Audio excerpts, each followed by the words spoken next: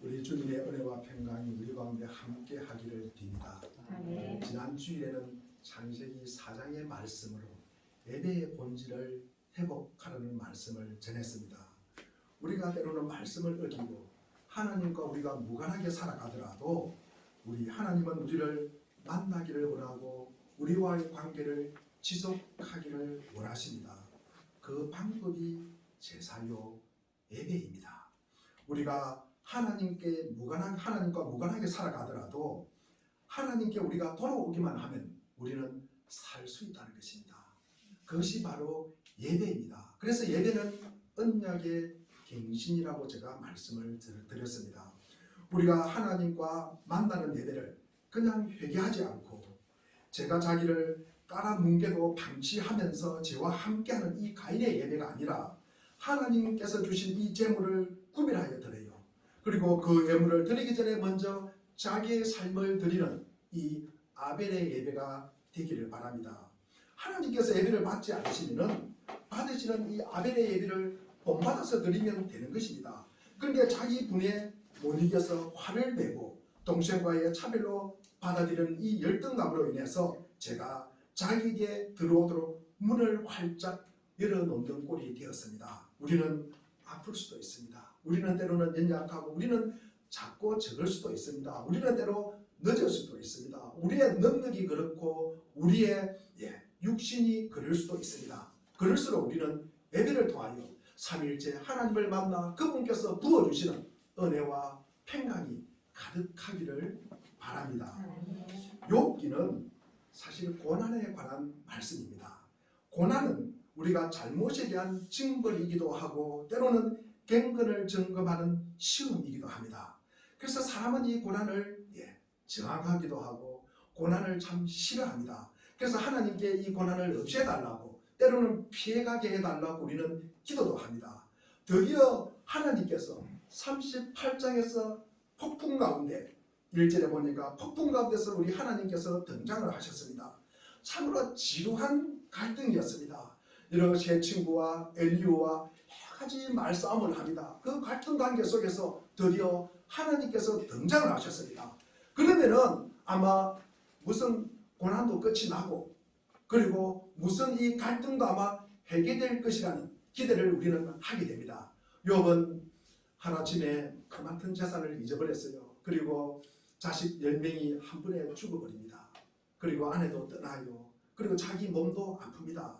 그래도 욥은 우리 욥기 1장 20절에 보면은 머리를 땅에 대고 예배합니다.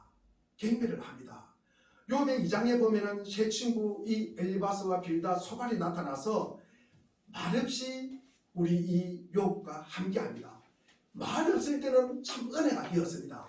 그런데 욥기 4장부터 31장까지 이 세 친구가 돌아가면서 도덕이 우선한다. 전통을 무시하면 안 된다. 너 잘못을 돌아보아라. 험없이 네가 살았느냐. 스스로 네가 자초한 것 아니냐. 네가 교만했다고 말을 해라. 여러 가지 이야기를 합니다. 그리고 이어서 32장부터 37장까지는 또 엘리후가 나타납니다. 엘리후가 나타나가지고 하는 말이 이 말입니다. 내가 사심없이 말하노라. 내가 객관적으로 말하노라. 내가 너를 위해서 말하노라. 그러면서 하는 말이 뭡니까? 하나님은 살아계셔. 하나님은 영원히 계셔. 그런데 하나님은 인과법칙을 참 중요시해. 원인이 있으니까 결과가 있는 것이야. 그렇게 하면서 이 욥의 마음을 후벼팝니다. 욥을 공격합니다. 그때 오늘 본문 38장 2절에 보니까 하나님께서 무지한 말로 생각을 어둡게 하는 자가 누구냐. 무지한 말로 생각을 어둡게 하는 자가 누구냐. 이 누구가 누굽니까? 뭐 욥일 수도 있고요. 그리고 욥의 세 친구일 수도 있고 그 앞에 나온 37장까지 이야기한 이 엘리후일 수도 있습니다. 3절에 보니까 이들에게 하는 이야기입니다. 하나님께서 이제 허리를 동이고 허리를 묶고 허리를 꼿꼿이 세워서 대장부답게 일어나서 묻는 말에 대답해라. 내가 묻는 말에 대답을 하여라. 무슨 말입니까? 한마디로 너는 누구인가? 너는 내가 이런 일을 갖다가 했는데 그거 아느냐? 그거 아느냐? 네가 이것을 보았느냐? 이것을 보았느냐?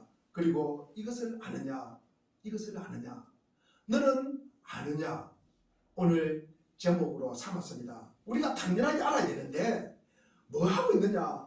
욥이냐? 욥의 새 친구나 그리고 엘리후에게 하는 말뿐만 아니라 우리 모두에게 하는 말입니다. 우리는 이 질문에 대답을 해야 됩니다. 이 질문에 너가 알고 있느냐? 하나님을 알고 있느냐? 이 말에 우리는 대답할 준비를 우리는 늘 하고 있어야 된다는 말씀입니다. 토제라는 신학자가 쓴 글을 갖다가 잠시 제가 인용을 하겠습니다. 나는 아무 말 없이 벤치에 앉아있다. 책을 읽고 있었다. 지나가는 한 젊은이가 내 옆에 앉습니다. 그래서 참 이 친구가 젊은인데 부침성이 참 좋은가 보다 이렇게 생각을 했습니다. 그러면서 그 친구가 나를 쳐다봐요.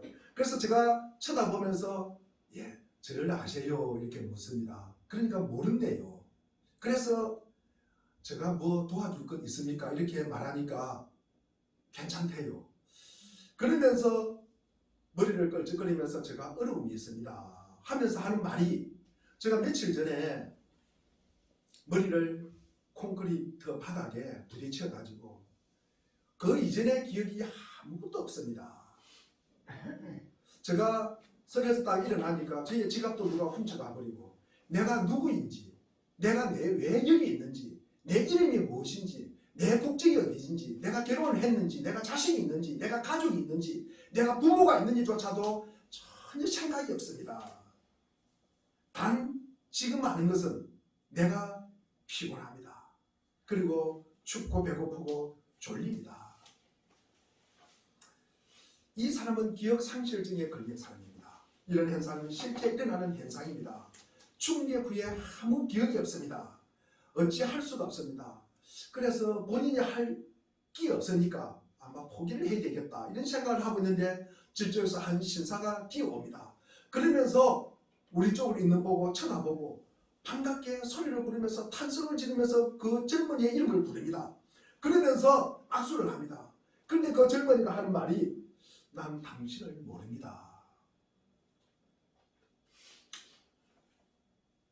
신사가 뭐라고요? 우리는 협주를 하기 위해서 이 도시에 3일쯤에 왔습니다. 나는 지휘자고 당신은 바이올린 연주자입니다. 나는 당신이 없어서 당신을 찾고 있었습니다. 그 젊은이가 하는 이야기입니다. 나는 당신을 처음 봅니다. 나는 당신을 기억하지를 못합니다. 그리고 내가 바이올린 연주를 하는지 안 하는지조차도, 내가 할 수 있는지조차도 나는 모릅니다 라고 이야기합니다. 제가 왜 이런 이야기를 합니까? 이 이야기 속에 깊은 진리가 포함되어 있습니다. 이 얘기를 통해서 제가 여러분에게 하고 싶은 말이 있는 것이기 때문입니다. 과거에 아담이라는 사람이 있었습니다. 그는 높은 데서 떨어져서 머리를 크게 다쳤습니다. 그의 아내도 마찬가지였습니다. 그들이 정신을 차리고 서로를 쳐다보았을 때 자기들이 어디에 있는지, 그리고 어디에서 왔는지, 그리고 내가 왜 이곳에 있는지, 자기들이 무엇을 하고 있는지, 그리고 이름이 무엇인지 자기 존재 자체를 모르고 있었다는 것입니다. 그래서 그들은 서로 손을 잡고 무릎을 꿇었습니다. 그런 다음에 일어나서 외롭게 골짜기 어디론가를 가버렸습니다. 우리 물된 동산교회 교회 여러분, 우리가 이 사람들과 다른 점이 있습니까? 우리나 미국인이나 북한 주민이나 중국인이나 그리고 중동 사람이나 모두 설명하기 힘든 기억 상실증에 걸려 있습니다. 머리를 세게 부딪혔기 때문에 우리가 왜 창조되었는지, 왜 여기 있는지를 모른다는 말씀입니다. 무엇을 도와드릴까요? 하면은 나는 춥고 배고프고 졸립니다. 그 말만 대폭이 하는 것입니다.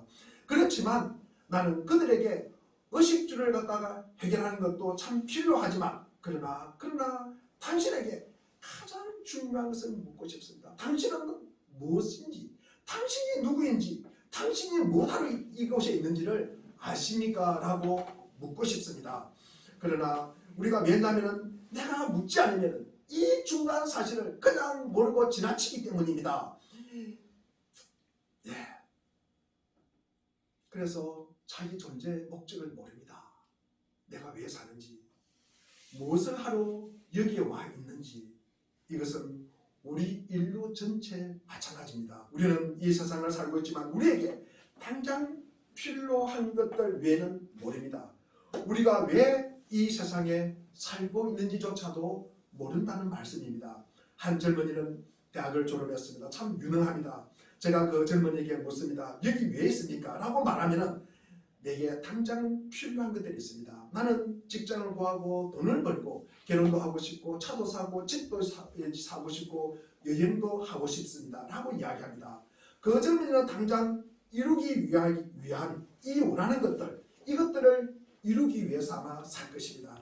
그것은 아마 짧은 생각이 아닐까 이런 생각을 합니다. 당신은 그런 것들을 다 이룬 다음에 뭘 해요? 네, 죽을 것입니다. 당신의 삶을 지배할 가장 중요한 목적이 무엇입니까? 대부분이 그런 목적을 모른다고 이야기합니다. 그럼 왜 태어났습니까? 라고 물으면 내가 태어나고 싶어 태어났으니까 나도 잘 모릅니다 라고 대답합니다. 내가 한 번도 거기에 대해서 생각을 해본 적이 없다고 말합니다. 내가 당신이 물으니까 내가 생각을 해보니까 내가 여기에 있군요 라고 대답합니다. 이것이 오늘을 사는 우리 모두의 모습입니다. 가정도 마찬가지, 직장도 마찬가지, 학교도 마찬가지, 교회도 마찬가지입니다. 거의 모든 인간들이 이렇게 살아갑니다. 우리는 왜 여기에 있는지 모릅니다. 영적으로 기억 상실증에 걸려 있는 것입니다. 우리는 우리의 인생의 목적을 모릅니다. 우리가 왜 창조되었는지, 우리가 무엇을 위해 이 땅에 보내졌는지, 우리가 왜 존재하는지, 다만 어떻게 살아보든 어떻게든 살아보려고 애쓰고 발구둥 치고 있다는 것은 사실입니다. 우리는 여행도 하고요, 운동도 하고, 차를 몰고 먹고 마시고 쉬고 합니다. 아름다운 것들을 보며 즐기지만 이런 것들을 보고 모두 눈앞에 이런 것들은 당면한 것입니다. 모두 불완전한 것입니다. 이것이 우리의 모든 것을 해결해 주지는 못합니다. 난 왜 태어났는지, 무엇을 위해서 내가 여기 있는지, 내가 왜 세상에 있지, 하나님이 나를 왜 만들었지. 우리 물대동산교회 교회 여러분, 제가 말해주고자 하는 것은 성경이 말해주고 있습니다. 성경은 우리를 기억상실증 환자로 만든 이 충격이 바로 아담의 타락입니다. 성경은 하나님이 우리를 만드실 때 분명한 목적이 있었습니다. 웨스트민스터 이 소련이 문답에서 당신의 제일되는 목적이 무엇입니까? 당신의 존재 목적이 무엇입니까? 라고 물으면은 하나님을 영원하게 하고 하나님을 영원히 즐거워하는 이것을 안다고 말합니다. 그런데 이것을 안다면 우리가 이 세상의 존재 목적을 모른다고 우리가 말해서는 안 된다는 말씀입니다. 인간의 최고 목적은 예배입니다.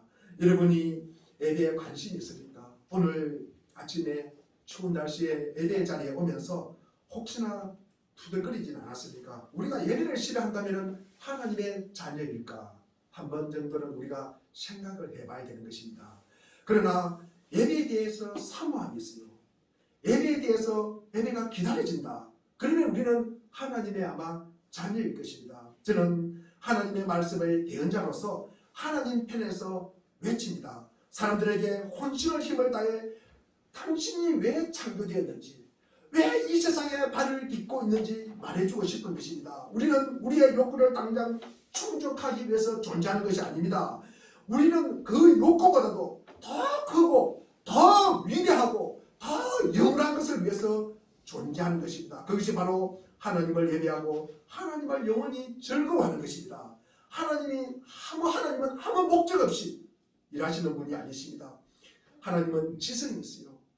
인간의 하나님의 속성입니다. 무슨 일을 행하든지 분명한 목적을 가지고 행하십니다. 이 세상은 아무 의미 없는 것이 아무것도 없습니다. 문제는 우리가 그것을 깨닫지 못하고 있기 때문입니다. 우리는 매일 참혹한 뉴스를 접합니다. 공사장이 붕괴되어서 사람이 죽어요. 그리고 너무나 힘들어서 이 아픈 마음을 혼자서 감당하지 못해서 스스로 목숨을 끊는 사람이 있습니다. 그리고 어린이들, 약한 자들이 테러를 당합니다. 그러면서 늘 또 죽는 일이, 살인 사건이 일어납니다. 젊은이들은 또 기성세대에게, 그리고 진보는 보수에게, 보수는 진보를 향해서 삿대질을 하고 있습니다. 왜 싸웁니까? 왜 싸울까? 성장 과정 중에 어느 날 갑자기 정신을 차리고 잠깐 나를 보십시오. 왜 여기 있습니까? 어떤 사람이 그들에게 말합니다. 너희는 결혼을 해서 자녀를 낳기 위해서 여기 있는 것이야. 그들이 낳은 아이들은 또 무엇을 위해 존재합니까? 이 질문에 우리는 답을 해야 합니다. 어떤 사람은 난 대포알이 되기 위해서 있는 것이야 라고 이야기합니다. 나는 폭발하기 위해서, 때로는 나는 세금을 내기 위해서, 때로는 나는 죽기 위해서. 이런 것들은 최고의 목적이 아닙니다. 개가 사료를 먹듯이 먹기 위해서 우리가 존재하는 것도 아닙니다. 뒷구멍에 고양이가 새끼를 낳듯이 우리가 자식을 낳기 위해서 이 세상에 존재하는 것도 아닙니다. 이것은 단기적인 일입니다. 이런 것들보다 더 큰 것이 분명하게 있는데 우리가 그것을 모르기 때문에 우리가 싸우고 찌르고 뽑고 그리고 분노하는 것입니다. 그러나 하나님은 우리가 왜 태어났는지를 말씀해 주고 있습니다. 14세기에서 15세기를 산 이 오르마 칸이라는 사람이 쓴 시에 이런 내용이 나옵니다. 이 우주 안에 들어왔노라. 왜 들어왔는지 어디로부터 왔는지 모릅니다. 정처 없이 흐르는 물처럼 그저 들어왔을 뿐이다. 이 우주 밖으로 나가노라. 어디로 가는지 나는 모른다. 황무지를 스친 후 사라지는 바람처럼 어디론가 가버린다. 이 오르마는 어디서 와서 어디로 가고 있다는 것을 모른다고 말합니다. 그는 위대한 수학자요, 그는 천문학자입니다. 시인인 그가 모른다고 탄식합니다. 만일 그가 저 옆에 있었더라면 잠깐 욥기 38장 우리 4절 5절 6절 말씀을 제가 꼭 말해 주고 싶었던 말입니다. 우리 4절 5절 6절을 우리 한번 읽어보겠습니다. 한 목소리를 같이 읽겠습니다. 시작. 내가 땅의 기초를 놓을 때 내가 어디 있었느냐. 내가 깨달아 알았거든 알지니라. 누가 그것의 방법을 정하였는지 누가 그것을 예시했는지 내가 아느냐. 그것의 주체는 무엇에 세웠으며 그 모퉁이 뿔을 누가 놓았느냐. 그렇습니다. 이 말을 꼭 해주고 싶었습니다. 제가 믿는 한 가지는 지금도 진지하게 사고하는 사람들이 아직도 이 세상에 있다는 사실입니다. 그들은 자기들이 어디서 왔는지 알고 싶어합니다.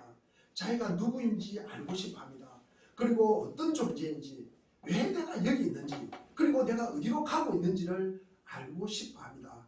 다시 말해서 인간의 최고 목적이 무엇인지를 고민하고 있다는 것입니다. 나는 누구인가? 나는 어떤 존재인가? 나는 어디서 와서 왜 내가 여기 있는가? 그리고 내가 지금 어디로 가고 있는가? 이 질문에 대답하기 위해서 우리는 몸부림쳐야 합니다. 우선 이 땅에 존재하는 것이 일을 하기 위해서라고 말하는 사람들이 있습니다. 아담 때부터 일을 높이 평가합니다. 귀한 것이라고 입에 침이 마르도록 칭찬합니다. 일은 옮기는 작업입니다. 다시 배치하는 작업입니다. 다시 정리하는 작업입니다. 어떤 물건을 여기서 여기로 옮기는 것을 일이라고 합니다. 가게에 있는 페인트통에 있는 페인트를 갖다가 벽에 바르면 그것을 페인트 칠이라고 이야기합니다. 그것을 노동이라고 이야기합니다. 우리가 마트에서 식재료를 사가지고 집에 가지고 가서 그것을 다듬어서 끓이고 먹는 작업을 우리는 가사노동이라고 합니다. 집에 청소를 합니다. 어디 한 구석에 늘어져 있는 이 먼지를 우리가 한 곳으로 모아서 버립니다. 이 먼지를 옮기는 것을 우리는 청소라고 이야기하는 것입니다.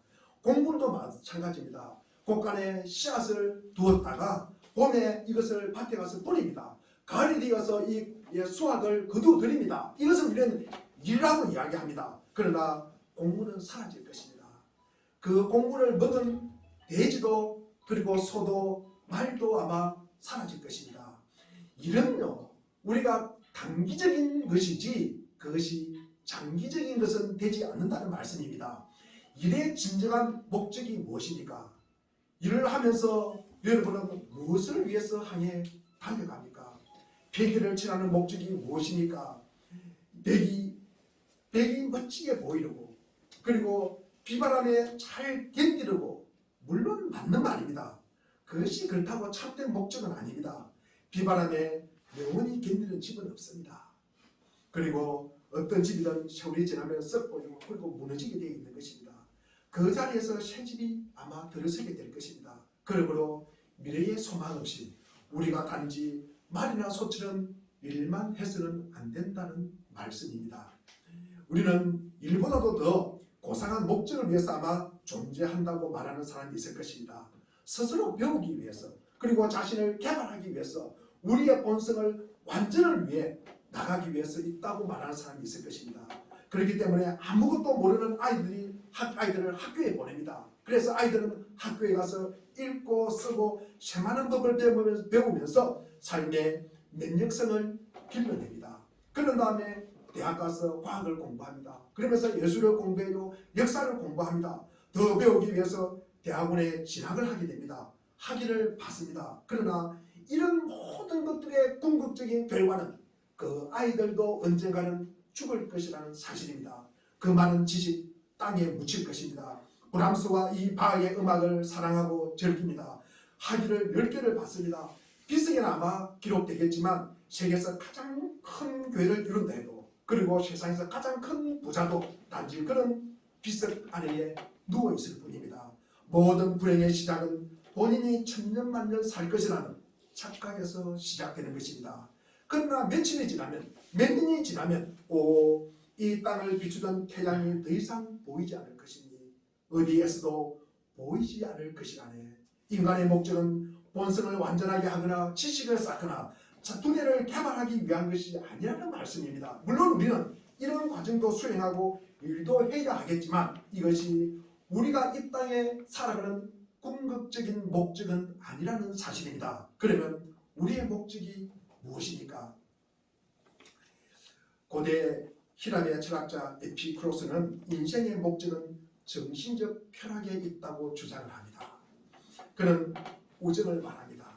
문학을 말하고 시를 말하고 음악을 말하고 예술을 말합니다. 미술을 말합니다. 이것을 즐기라고 말합니다. 수준 높은 의식의 소유자들이 즐길 수 있는 것을 즐기라고 가르쳤던 것입니다. 인간은 이런 것들을 즐기기 위해서 태어났다고 말합니다. 그러나 이런 것들은 다 덧없이 사라질 것입니다. 인간이 누릴 수 있는 정신적 즐거움은 사라질 것입니다. 젊었을 때는 고전 음악을 들으면서 황홀경에 빠지곤 하였습니다. 그러나 나이가 들어서는 유감스럽게도 브람스 곡이나 한국 민요를 구별하지 못하는 지경에 이르게 됩니다. 분별력이 사라지고 졸기 십상입니다. 피카소의 그 섬세함과 경이로움 사라지고 피카소의 그림이나 우리 애들 그림이나 우리 손주의 그림이나 구별하지 못하는 때가 있을 것입니다. 가기는 어딜까? 그냥 앉아서 쉬는 것이 제일 좋아. 그러면서 모든 감동도 사라져요. 모든 감격도 사라져요. 모든 감탄도 사라지는 그런 일이 생깁니다. 그뿐입니까? 짜릿짜릿한 감각적인 쾌락을 최고의 가치로 주장하는 사람도 있습니다. 이런 생각을 철학으로 아마 책을 펴낼 사람, 그런 배짱 있는 사람은 아마 아직 없는 것 같습니다. 예를 들면 스포츠를 즐겨요. 섹스를 즐기며 맛집을 전국으로 돌아다니면서 찾습니다. 여행을 합니다. 관광을 다닙니다. 그러면서 명품 소유를 그 욕구를 갖다가 위해서 눈이 빨갛게 설칩니다. 이런 것들이 인생 최대의 목적으로 우리가 삼고 이렇게 사는 것을 좋아하는 사람이 있습니다. 어떻게 하면 이 밤에 짜릿짜릿한 맛을 느끼며 보낼까 머리를 짜내는 사람들이 있습니다. 그러나 그들도 육체적으로 탈진하여 더 이상 짜릿한 맛을 느낄 수 없는 지경에 이르게 되는 것입니다. 육체적 쾌락을 얻기 위해서 어디든 달려가고 어떤 대가를 치르는 사람도 이제는 늙고 쇠약하여 근태에 빠진 모습은 참 추합니다.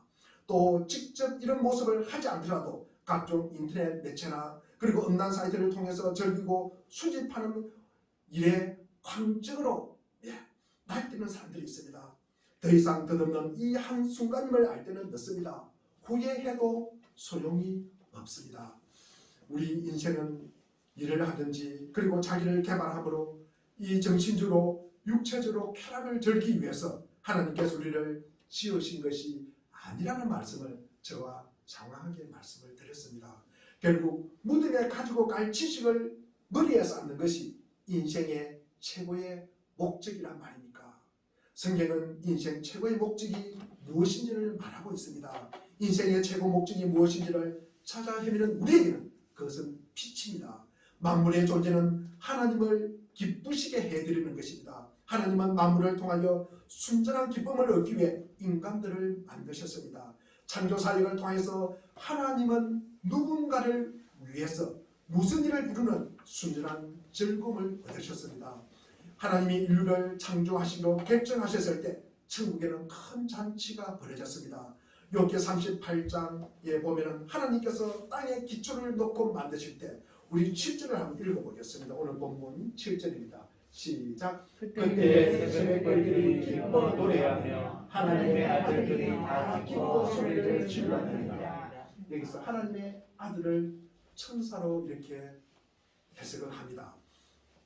그래서 우리가 하나님께서 천지를 만드시기로 결정하시고 인간에게 경배를 받기 위해 인간을 지으셨을 때 천사의 무리가 기쁨으로 충만하여서 펄쩍펄쩍 뛰고 있었다는 것입니다. 하나님께서 예배받으시기 위해서 인간을 지으셨다는 이 진리는 성경 전체의 내용입니다. 인간의 최고 목적은 하나님을 예배하는 것입니다. 인간은 하나님의 사랑을 한 몸에 받고 있는 존재입니다. 우주에서 하나님께 가장 소중한 존재는 바로 인간입니다. 북부론의 제자인 이 아담 스미스가 도덕 감정론이라는 책을 썼습니다. 인간은 선천적으로 사랑받기를 원할 뿐만 아니라 사랑스러운 사람이 되기를 원한다. 우리는 다른 사람들이 나를 인정하고 나를 칭찬하고 나를 소중하게 여기기를 바란다. 나에게 관심을 가지고 진지하게 대해주기를 원한다. 그러면서 나와 함께 있기를 원하고 함께 있을 때 즐거워하기를 원한다. 이런 욕구가 미숙하고 참 유치하다고 생각하십니까? 이 아담 스미스는 이것이 바로 인간의 본능이라고 이야기합니다. 그리고 행복이라는 감정은 사랑받는다는 느낌으로부터 생겨난다고 덧붙이고 있습니다. 욥기는 하나님께서 38장에 등장하여서 맨 처음 하시는 말씀이 2절입니다. 너는 대장부로 부름을 받았느니라. 꼬리를 내리고 도망가지 말아라. 허리를 꼿꼿하게 세우라. 우리는 적당한 선에서 타협하고 골치 아픈 것은 없애고 회피하기도 합니다. 그러나 하나님은 그렇게는 안 하시겠다는 것입니다. 우리하고 타협하지 않으시겠다는 것입니다. 너는 이제 마땅히 알아야 할 존재다. 내가 땅에 기초를 놓는 걸 너는 알아야 한다. 내가 이런저런 일을 하는 하나님인 줄을 너는 분명히 알아야 한다는 것입니다. 욥아 이것을 보았느냐? 욥아 이것을 아느냐? 엘리후가 말합니다. 엘리후가 욥에게 말합니다. 하나님은 천지를 창조하시고 이 큰 세계 위에 계시는 분이다. 너는 그 창조 세계의 하나의 조그마한 인간이다. 세상이라는 거대한 무대 속에서 하나의 점에 불과하다. 그러면서 그런 조그마한 놈이 하나님께 네가 대드느냐라고 이 엘리후가 욥에게 하는 이야기입니다. 그런데 하나님은 그렇게 말하지 않습니다.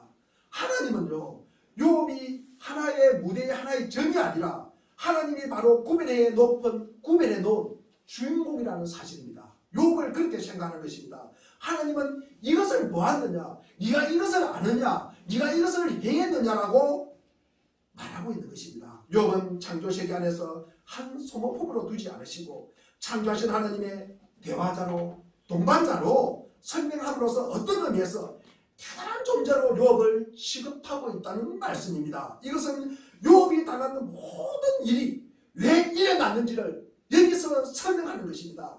그가 당한 자연 질서의 한 부분이 아니라는 것입니다. 거기에 속한 부수품의 존재가 아니기 때문에 욥을 동반자로 삼았기 때문에 욥에게 고난이 있었다는 것입니다. 그것보다도 훨씬 더 크기 때문에 그런 일들이 일어나도록 내가 땅에 주춧돌을 놓듯이 내가 너를 이 자리에 오도록 내가 너를 인도한 주인이다라고 말하고 있는 것입니다. 너는 대장부다. 너는 대장부라는 사실을 알아라는 말씀입니다. 나는 너의 아버지다. 나는 너의 아버지다. 아버지가 한 일을 알아라는 말씀입니다. 아버지가 누군가? 내 딸이요 내 아들이다. 내 앞에서 빌빌거리지 말아라. 내 앞에서 머리를 쪼가리지 말아라. 내 앞에서 잘못했다는 말도 하지 말아라. 가슴을 펴라. 고개를 들으라고 이야기하는 것입니다. 내 말을 들으라고 하는 것입니다. 이 아버지가 지금 자식에게 하는 말입니다. 이 말을 우리는 상상하시기를 바랍니다. 혹시 이 말을 듣고 그런 거 다 골치 아픈 거 다 그런 거 다 필요 없어요. 그냥 나 좀 잘 살게 해주세요. 나 좀 행동하게만 해주십시오. 그렇게 말하고 싶습니까? 결국 신앙이라는 것은 이런 싸움입니다. 인간이 뭐냐? 결국 이 문제입니다. 인간이 뭐냐? 인생이 뭐냐? 우리가 한 120년 살아가면 이 인생이 뭐냐? 여기에 대한 이해입니다. 우리가 욥은 자신의 행위를 판단하기에 하나님과 이 세계에 대해서 알고 이해하는 것이 너무 적다는 사실을 갖다가 욥을 통해서 깨닫게 하는 것입니다. 우리에게 하시는 말씀입니다. 한평생 의미 있게 살다가 죽으면 그만인가?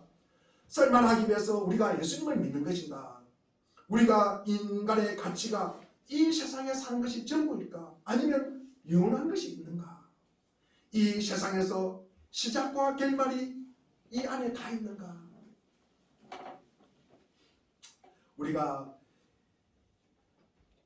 이 시작과 결말이 이곳에 다 있다면, 그렇지 않다면 더 큰 약속 안에서 이것이 준비되고 만들어가는 과정이라 생각한다든지 생각하는 것, 이 문제에 대한 우리가 이해가 없으면 안 된다는 말씀입니다.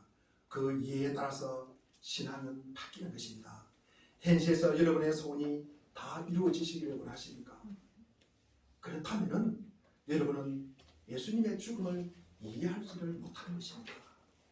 예수님의 부활과 그리고 예수님의 다시 오신데도 여러분을 만족시키지는 못할 것입니다. 하나님이 여러분 안에서 만들려고 하는 것을 놓치게 되면 다 그냥 그만두고 나 살아신 전에 이 조그마한 부탁 하나 그거 들어주세요. 그 부탁 하나 들어주세요. 라고 전락할 수밖에 없다는 것입니다. 그러니 38장에서 하나님께서 계속 묻는 것입니다. 너 이거 알아야 돼. 너 저거 알아야 돼. 그래서 오늘 본문 제목을 너는 아느냐라고 삼았습니다. 누가 이 땅에 기초를 놓았는지 네가 알아야 된다는 말씀이에요. 이 땅에 기초를 누가 놓았다고요? 이 땅을 누가 설계했다고요? 이 땅에 주춧돌을 누가 놓았다고요? 이 땅을 버티고 있는 기둥을 누가 잡고 있다고요? 이것을 갖다가 알아가는 것입니다. 아버지가 자식에게 하는 이야기입니다. 아버지가 종에게 이야기하는 것과 자식에게 이야기하는 것이 같겠습니까? 다르겠습니까? 다릅니다.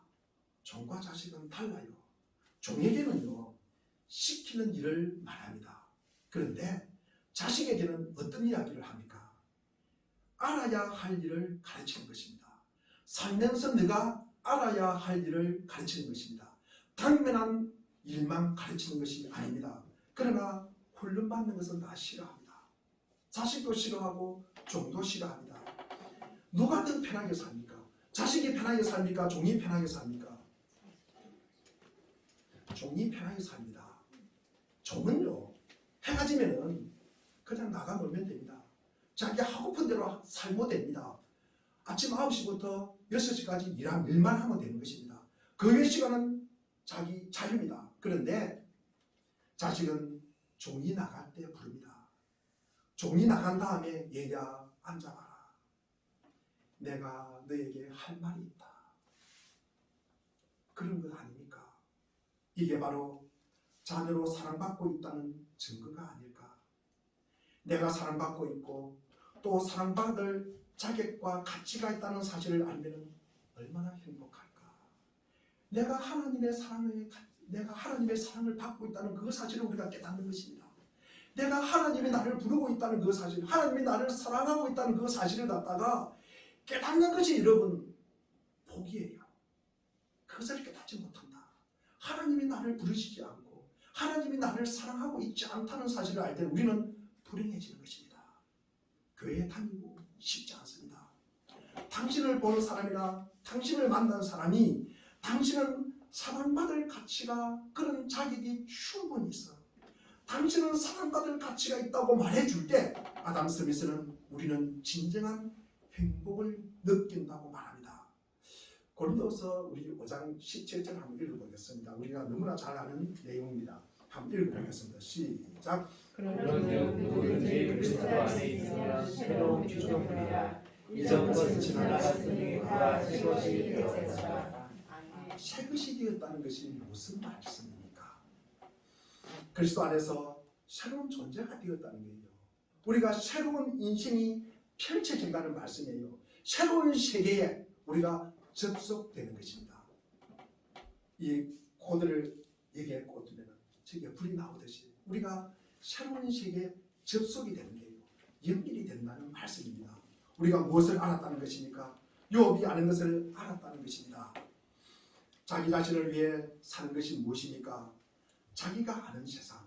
그러니까 자기가 소원하는 것을 위해서 하나님께 요구하는 것이 전부인 삶을 자기를 위한 삶이라고 이야기합니다. 그러나 우리가 누려야 하는 삶은 그런 것이 아니라 아버지를 만나는 것입니다. 우리는 아버지의 세상, 아버지의 뜻에 부름을 받은 사람들입니다. 하나님은 아버지이십니다. 우리의 아버지이십니다. 아버지를 만나는 시간이 예배입니다. 예배입니다. 기독교에서 요구하는 모든 등복이 여기서 나옵니다. 하나님이 아버지이기 때문에 사랑하라고 이야기하는 것입니다. 용서하라고 이야기하는 것입니다. 기다리라고 이야기하는 것입니다. 인내하라고 이야기합니다. 믿음을 가지라고 이야기하는 것입니다. 그분이 아버지이기 때문입니다. 욥기가 하는 이야기가 이 내용입니다. 예수님을 믿으면 새로운 세상이 펼쳐집니다. 이 세상이 모든 것을 갖고 있는 것이 아니라 하나님이 갖고 있다는 것을 깨닫게 해주는 것입니다. 이해할 수 없는 고난 감당할 수가 있습니다. 지는 것 감수할 수 있습니다. 그것이 하나님의 손 안에 있는 것인 줄 알기 때문입니다. 최종 심판자는 세상이 아니라 하나님이십니다. 그래서 세상을 이긴 믿음을 가질 수 있게 되는 것입니다. 예배란 하나님께서 인간을 위해서 일하시는 은총의 시간입니다. 예배는 하나님께서 인간을 위해서 일하시는 은총의 시간입니다. 인간이 하나님의 보좌를 흔들어서 우리가 과음을 질러서 하나님의 보좌를 흔들어서 뭔가를 얻어내는 그런 의식이 아니라는 말씀입니다. 하나님이 먼저 우리를 위해 일하시는 시간, 그런 서비스를 받은 인간은 자연스럽게 기도와 찬송과 감사를 올려드리는 것입니다. 예배란 이런 식으로 하나님이 시작하시고 우리는 반응하는 소통의 장이 예배입니다. 이 어마어마한 사건, 하나님을 만나는 사건, 하나님 아버지를 만나는 사건이라는 것입니다. 믿음으로 우리의 생각을 깨고 나오야 하는 것입니다. 우리의 존재와 삶과 형편을 아시는 하나님이십니다. 우리를 위해서 그분의 아들을 보내주신 하나님이십니다. 그 아들을 우리 손에 주셔서 십자가에 못 박기까지 주신 하나님께 믿고 맡겨야 하는 것입니다. 이런 사실을 우리가 알고 깨닫는 믿음의 삶을 살 때 우리를 강건하게 하시고 한없는 위로와 평강으로 가득 채워주실 줄로 믿습니다.